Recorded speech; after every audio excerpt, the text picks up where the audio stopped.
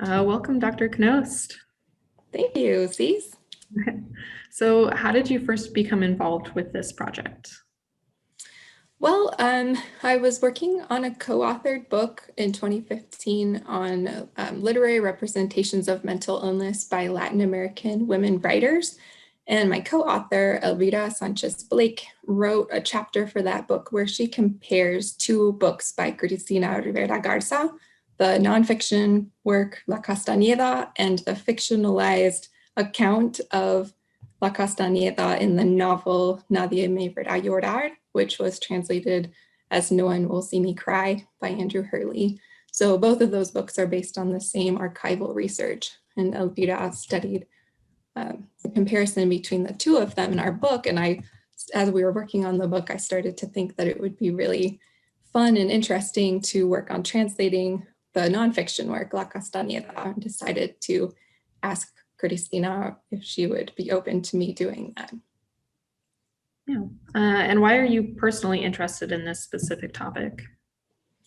Well, ever since I was an undergrad, I have been fascinated by translation. So that's something that I've been interested in for a long time in general. But also the topic of literary representations of mental illness has been something that's interested me since my undergrad. Also, I felt really frustrated by how many literary and artistic representations of mental illness seem to use it as a metaphor for rebellion or for silence. And for me, that seems overly simplistic. Mm-hmm. So in my PhD dissertation as a grad student, I focused on literary portrayals of psychiatric hospitals and used that as a way to focus a project that could illuminate some ways that authors or societies are imagining mental illness. And working on that project, my dissertation advisor told me that I needed to read No One Will See Me Cry. So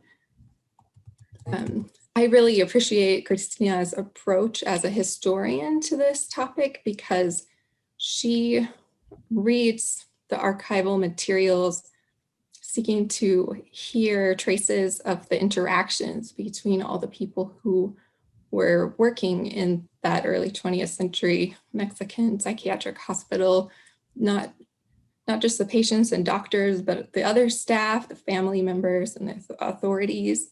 And so it's a way of perceiving a more complex dynamic, different roles that people played in figuring out what was normal to them, what was deviant. Yeah, and since this is a project about mental illness, why do you believe a project like this matters in the real world and also in like cultural context?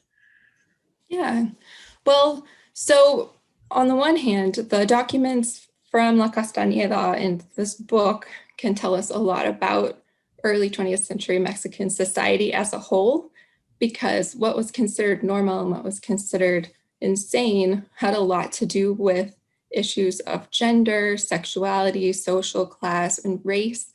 And so all of those issues, we can learn more about all of those issues in that society by studying this specific place and the traces that people left of it.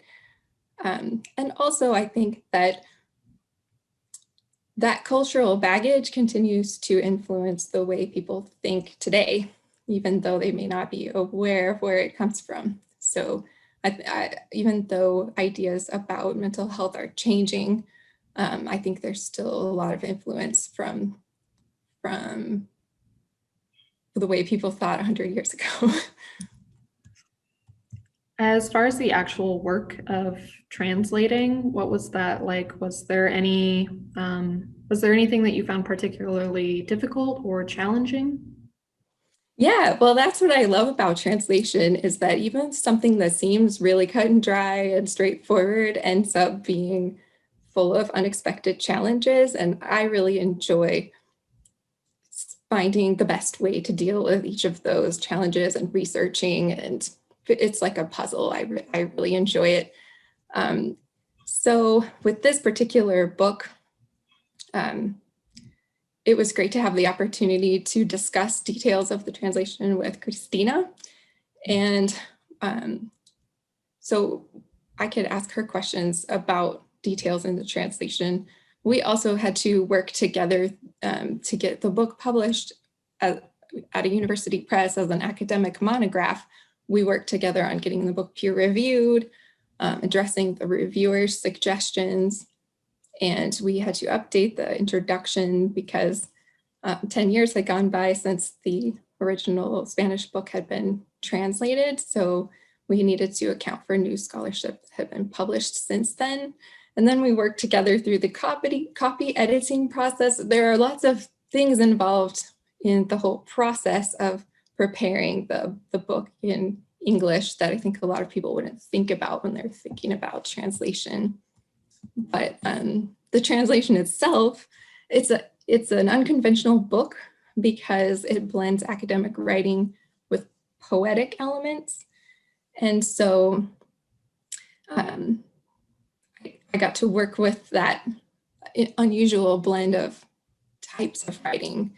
And it also is the result of a multi-layered, many years long multilingual writing process. So with any translation, translators read with a lot of attention to detail. But for this translation, I not only had to read the book itself with detail, but also all of the source materials that are underlying it that had been reworked in different ways over the years from her dissertation writing process through her articles that she published in English. And so there's just a lot of layers to the book that I wanted to be aware of as I was working with the translation. Mm-hmm. And then what about this topic would be interesting for students, and how do you think students can benefit from learning about this topic? Yeah, I think students in general would be interested in how ideas about mental illness have changed over time. A lot of the people in La Castañeda had epilepsy or alcohol addiction or developmental disabilities. And so it's interesting to see how society's thinking has changed over time and how that affected individuals' lives. And for translation students, I think that this book is an interesting example of how translators make decisions, specific decisions, based on the audience and the purpose of the translation. So in my translation classes, for example, we look at how a lot of times formal written Spanish favors long, complex sentences more than English does. So for example, if we were going to translate a business letter or a newspaper article from Spanish into English, we'd probably simplify the sentence structure, divide sentences to make them shorter so that we can better match the English reader's expectations. But for literary work like this, where the sentence structure is an important part of the style, it's important to maintain that. So it was an interesting challenge to work with how to keep those long, complex sentences and make them work in English where we don't normally do that. Yeah, that's very interesting. Thank you for joining me today.